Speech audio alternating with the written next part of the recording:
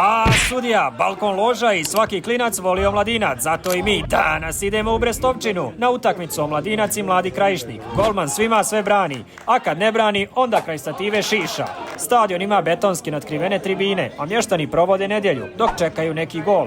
Ali ne da golman, omladinac je nekad bio druga liga. Utakmica tvrda, prava prvenstvena. Što se kaže prvenstvena? Šta kad padaju golovi, onda nije prvenstvena. Opa, kakva finta. Evo gola mora biti, samo da nije spor. Nešto odbrani i drugi golman. Evo karte, zaboravio sam koliko košta.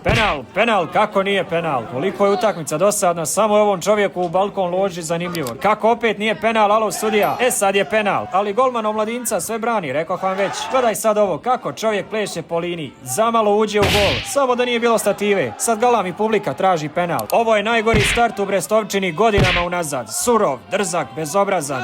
Sudija, dođi ovamo, reci mi gdje se šišaš, fura mi ja ovako kratku frizuru. I kraj, golova nema, bar je bilo za pričanje tema.